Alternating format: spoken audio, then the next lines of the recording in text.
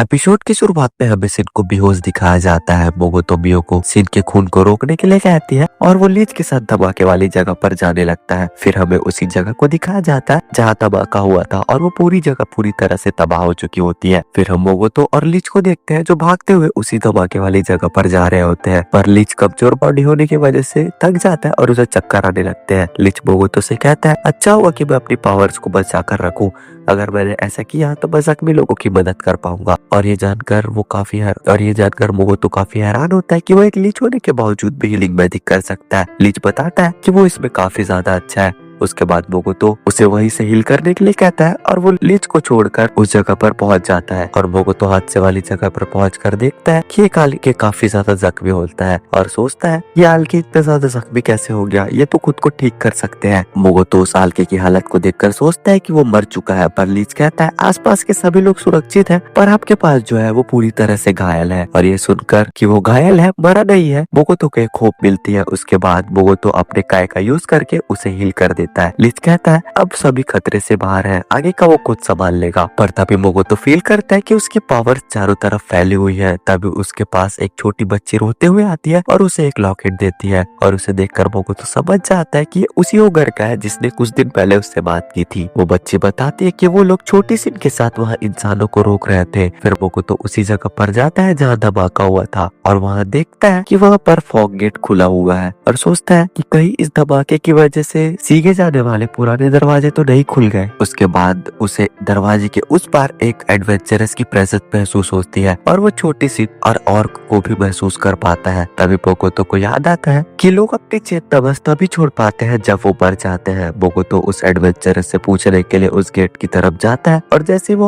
अपना हाथ बढ़ाता है तो उसे उस एडवेंचरस की मेमोरी दिखने लगती है। हम देखते हैं ये वही औरत की यादें होती है जो कि मोगोतो का पीछा कर रही थी और अब वो मोगोतो को सब समझ आ जाता है कि उसका उस औरत से मिलना कोई इत्तेफाक नहीं था बल्कि एक सोची समझी साजिश थी। और मोगोतो उन सभी चीजों को देखकर समझ जाता है कि वहाँ पर क्या हुआ होगा। उसके बाद हमें उस औरत को दिखाया जाता है जो कि सीगे शहर में पहुंच चुकी होती है। फिर हमें उन हथियारों को दिखाया जाता है जो कि उसने चुराए होते हैं और वो उसे लेकर सोच रही होती है आखिर उसकी जान बची गई। पर तभी चारों तरफ फॉग छाने लगती है और अक्खा पब्लिक को पता है कि कौन आने वाला है और अब यहाँ अपना भाई पहुंच चुका होता है। और सच कहूँ तो भाई इसके इस एविल लुक को देखकर तो सच में मजा ही आ गया। वो लड़की मोगोतो को देखकर कहती है कि तुम काफी ज्यादा डरावने लग रहे हो और पूछती है क्या वो एक डमी ह्यूमन है। पर मोगोतो यहाँ काफी ज्यादा गुस्से में होता है और उस लड़की की तरफ आगे बढ़ने लगता है। और गाइस आगे का सीन काफी ज्यादा डिस्टर्बिंग है। मोगोतो उस लड़की के सामने जाकर कहता है इस समय मैं यही सोच रहा हूँ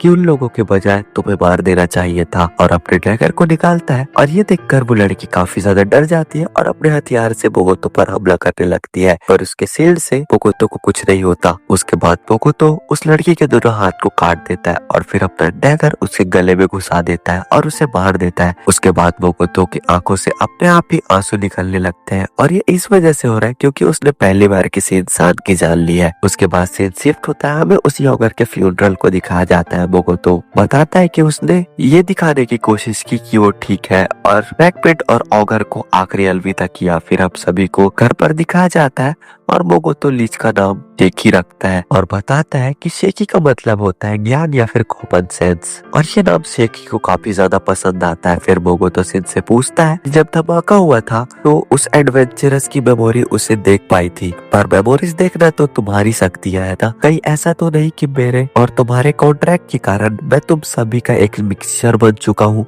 और ये सुनकर सीन हंसने लगती है। सेफी बताता है कि कॉन्ट्रैक्ट के हिसाब से कोई भी सर्वेंट अपने मालिक का हिस्सा नहीं बन सकता और उसके अंदर नहीं जा सकता, ऐसा हुआ तो वो दोनों एक जैसे हो जाएंगे। सेफी आगे कहता है कि मोगोतो जब चाहे अपने सर्वेंट्स का पावर यूज कर सकता है, पर ऐसे समझने में थोड़ा समय लगेगा। सिन कहती है ऐसा तभी हो सकता है जब एक मालिक को अपने सर्वेंट पर पूरी तरह भरोसा हो। और ये सुनकर मियो काफी ज्यादा जेलस फील करती है और कहती है ये बस एक इत्तेफाक था और ऐसा कुछ नहीं है, अगर यंग मास्टर घायल होंगे तो मेरी भी पावर अवेकन हो जाएगी। और अब फिर से सिन और मियो एक दूसरे से लड़ने लगते हैं और बीच में वो शेकी को भी घसीटने लगते हैं और शेकी बेचारा जाकर एक कोने में बैठ जाता है। फिर सीन शिफ्ट होता है, मोगोतो सीके के साथ जाकर एमा और बाकी लोगों को मैजिक सिटी पर चारों तरफ दीवार बनाने के लिए कहता है, जिससे लोगों को लगेगा कि मैजिक सिटी वहीं तक सीमित है और वहाँ लोग सुरक्षित रहेंगे। फिर बोगोतो लिजर्ड मैन को इलाके में निगरानी करने के लिए कहता है और आल्के को बोगोतो के बारे में पूछता है। आल्के कहती है उसे ठीक होने में थोड़ा समय लगेगा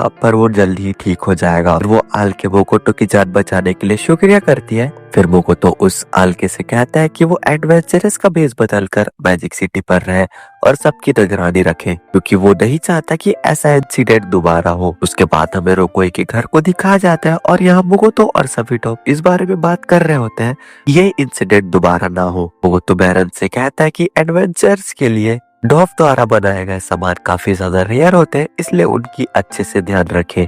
और फिर हम एक और को देखते हैं। बोगोतो उसके पास जाता है और कहता है तुम तो वही हो ना जो हमेशा उसके साथ रहा करते थे और उससे माफी मांगता है। वो कहता है यंग मास्टर आपने हमारे पूरे गांव की रक्षा की है, आपके लिए जान देना तो फक्र की बात है। बोगोतो कहता है जब मैं उसके माता पिता से माफी मांगने गया था तो उन्होंने भी मुझसे यही कहा और फिर वो उससे डेमी प्लेनेट की रक्षा करने के लिए शुक्रिया कहता है। के बाद रात हो जाती है। सीके बोगोतो से पूछता है क्या बात है, क्या आपको कोई बात परेशान कर रही है। बोगोतो कहता है वो बस डेमी प्लेनेट की फ्यूचर के बारे में सोच रहा है। उसके बाद बोगोतो पैट्रिक के पास पहुंच जाता है और पैट्रिक उसे एक मैप दिखाता हुआ कहता है कि न्यूट्रल सिटी यहाँ पढ़ने के लिए काफी सारी जगह है। बोगोतो उस मैप को देखकर सोचता है कि ये तो बिल्कुल जापान के महाद्वीप जैसा ही है। फिर पैट्रिक का बटलर उससे कहता है रोडिस्कार शहर के और मिलिया हम राज्य के बीच में है और यहाँ किसी भी राज्य का दखल अंदाजी नहीं है, वहाँ वो अपना बिजनेस किसी परेशानी के बिना ही कर सकता है। बोगोतो सोचता है मैं यहाँ ऐसा ही नहीं जा सकता। फिर वो पैट्रिक से कहता है कि उसने उससे एक झूठ बोला है और अपने मास्क को उतार कर दिखाता है। पैट्रिक तो उसे देखकर पहले काफी ज्यादा हैरान होता है और कहता है कोई बात नहीं, मेरे परिवार पर श्राप के बावजूद मेरा प्यार उनके लिए कम नहीं हुआ था, यहाँ पर उतना ही भरोसा करता हूँ जितना पहले किया करता था। उसके बाद वो अपने साथ सीकी को ले जाने के लिए कहता है और बताता है कि सीकी ने इंसानों पर काफी ज्यादा रिसर्च की है इसलिए वो इस काम के लिए सही रहेगा। सिन पूछती है कि वो इतनी जल्दी क्यों जाना चाहता है। को तो बताता है कि वो इस दुनिया के बारे में और अपने माता पिता के बारे में और जानना चाहता है।